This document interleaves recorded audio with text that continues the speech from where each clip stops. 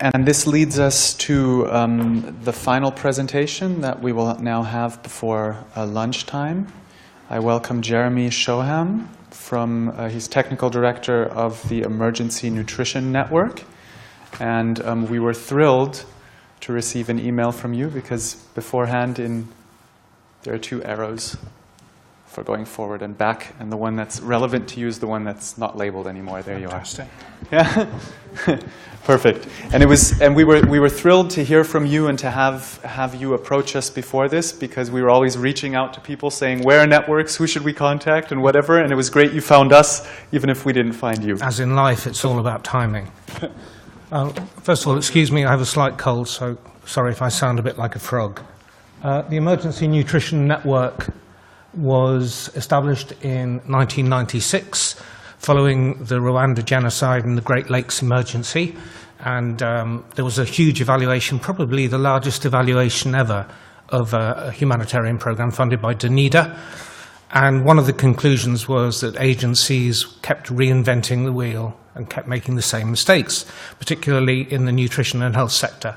And that gave birth to the idea of the ENN, or the Emergency Nutrition Network, whose job it became very quickly to help capture programming experiences, both good and bad, and to help in knowledge management around those experiences.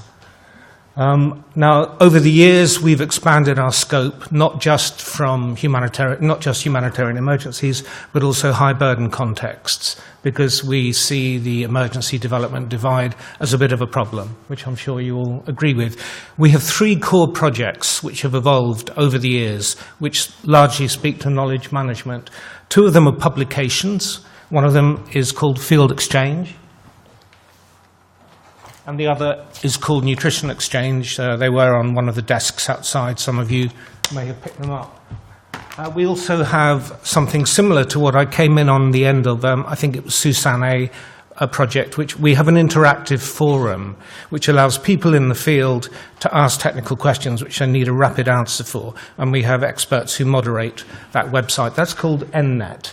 And over the years, this exposure, this large-scale exposure to different program experiences, both good and bad, has meant that obviously we form opinions about gaps, where extra knowledge is needed, where perhaps the institutional architecture isn't helping to support programming, and therefore we've expanded our role into research, reviews, preparing guidance on technical issues, and even meeting facilitation. That's a TOC, a theory of change, which we largely include for our donors. I don't understand it, quite honestly, so it looks way too complicated. So Field Exchange, which was our first publication, you can see the numbers there. It's not 124,000 articles, because that would mean more or less 1,000 articles per issue. We're on, it's 1,240 articles, I'm sure. We reach something like 8,000 people through hard copy and e-copy, and it's basically the publication is all about programming experiences in the nutrition sector, and increasingly in nutrition-sensitive sectors too. Everything's online. We also have, well, just to say actually that our expansion or our focus moving to nutrition-sensitive work partly reflects our engagement with the Sun movement, which I'll tell you about a little more in a minute. We have another publication called Nutrition Exchange, which is much more geared to national actors. So Field Exchange is more geared to international agency staff. It's very technical, almost like a peer-reviewed journal, whereas Nutrition Exchange is written at a slightly different level, not for experts, meets the needs of national actors, local NGOs, etc. And Nutrition Exchange is translated into Arabic and French as well. And you get a feel from the numbers for the outreach of both these publications. We really have come to occupy a niche in the sector for exchanging knowledge and information. ENN, which I just mentioned to you, this interactive forum is also widely used now by practitioners in the field, and they can get a question answered within 24 hours. If usually the answers come from other people in the field who have a suggestion about how they may address this particular challenge, and if it's not answered, then we escalate it up to a technical moderator or expert. Recently, we've opened up a part of the network, a part of the fora, to Sun movement. So we're going to have 3 thematic areas which will mirror the Sun communities of practice, whereby people involved in the Sun movement can ask questions of each other about experiences which may relate to political economy, or they may be highly technical questions.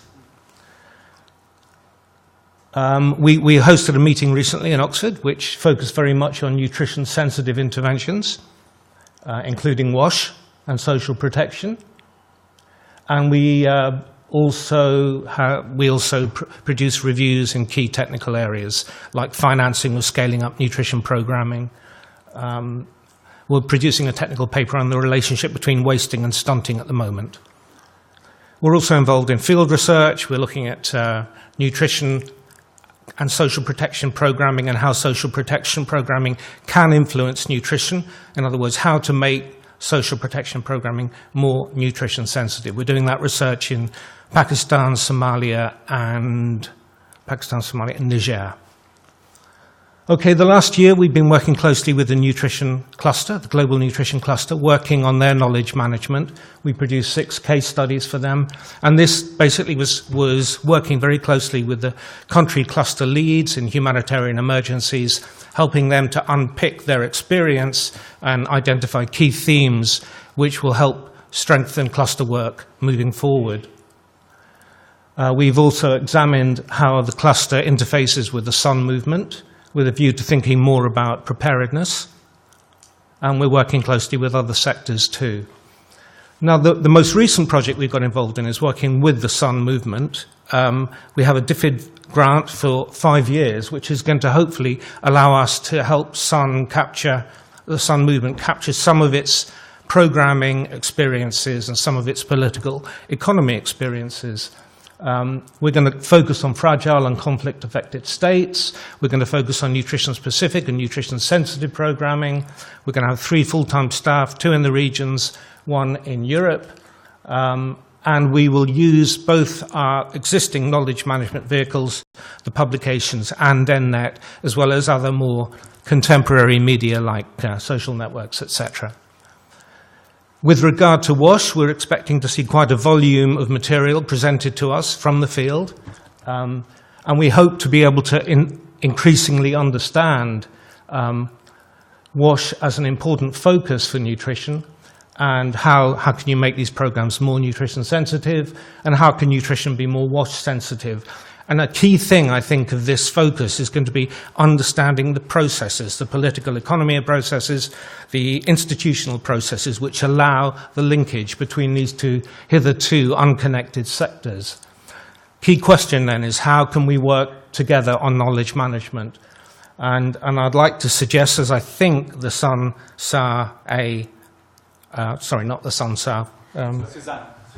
Suzanne project. Yes. We have been thinking about a specific page on our interactive forum to link nutrition and WASH practitioners, because there are thousands of nutrition practitioners who use it, so we could have a dedicated page to allow them to exchange questions and seek answers from a technical moderator. But I suggest that that's something we should talk about so we don't duplicate. Okay, so I think that was my last slide. Yes, it was. Thank you. Thank you very much. Oh, please stay up there still. First of all, as a facilitator, I'm thrilled. Perfect timing. Secondly, it couldn't be better where at the end you're actually reaching out to someone, and I think you guys have a lunch date in a second. Has this sparked any other ideas? Does anyone have any questions of knowing how to engage? Please. And then at the back as well, please. Hi, Erin Flynn from WaterAid. So this question is maybe not directly linked to you, but it sparked an idea.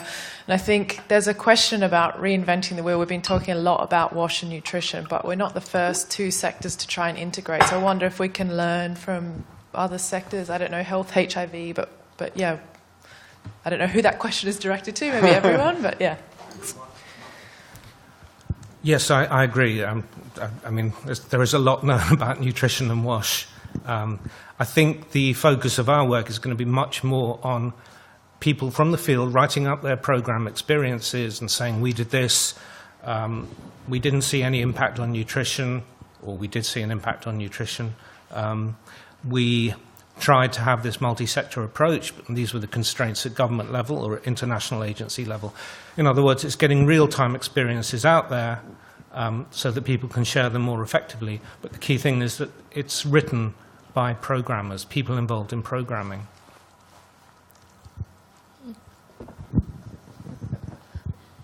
Josephine. Thanks, Jamie. I think it's something that I could raise with you directly, but maybe it's an opportunity. I think based on the fact that there's already this huge humanitarian development divide, even with the Sun movement, and I did say that the groups that we work with were not even in the Sun movement meeting. It was me and you and a few others, while here also a few of us. So maybe the other aspect of, your work in terms of really documenting, and now the Sun knowledge management could be bridging that gap in terms of sharing information, not just amongst us, the humanitarian, but also, how can the development people learn about, and vice versa, would really be something that maybe you could take up. Yes, I think the ENN, you notice I call it the ENN, not the Emergency Nutrition Network, because we don't want to emphasize the emergency anymore. We recognize that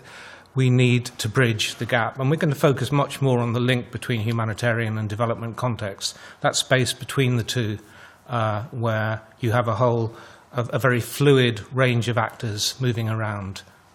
So absolutely, Josephine, we need to make those links much stronger, because they're very problematic, as you well know. Yeah, maybe to try a partial answer to your question, what have we learned? We have been working on the water, energy and food security nexus for some years now. And I think one thing we have learned is that it is not enough to state the facts about the win-win situations. You have to do this, you have to do the advocacy, you have to do the research, you have to find the win-win situations, the better solutions and so on. But you also have to create personal winning situations for the people, because the people in the end who have to do the changes, they're not solely motivated by facts. And I think to disregard like power imbalance issues, funding issues, then if you don't tackle these, then the best facts will not make the sectors sit together. So I think to create for those who have something to say about the funding, for example, for those who have influence on people's careers, to create an enabling environment in terms of not the person who heaps all the benefits on his own shoulders will be the most rewarded, but cooperative people will be rewarded. I think these type of soft incentives are important, and they are not so easy to reach. Can I just add to that, if that's okay? So I think that's a very important point, and I'd just like to say that increasing the linkages between WASH and nutrition is going to meet the same kind of challenges that the Sun movement has in scaling up nutrition. And to their credit, Sun have thought very broadly about this, and they convene networks globally and at country level, which deal with business, which deal with the INGO sector, the UN sector, advocacy, and donors, of course.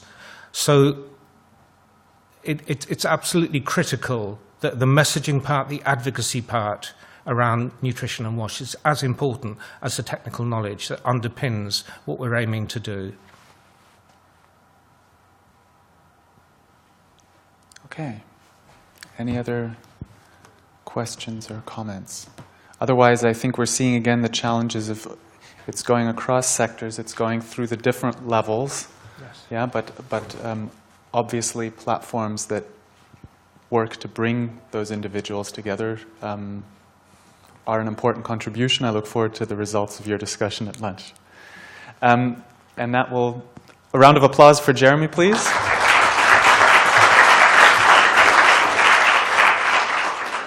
And this, leads us to our lunch break now. It is a little bit before, almost 1:45, and I think we can take 45 minutes, and then we'll bring you back in the room shortly before 1:30.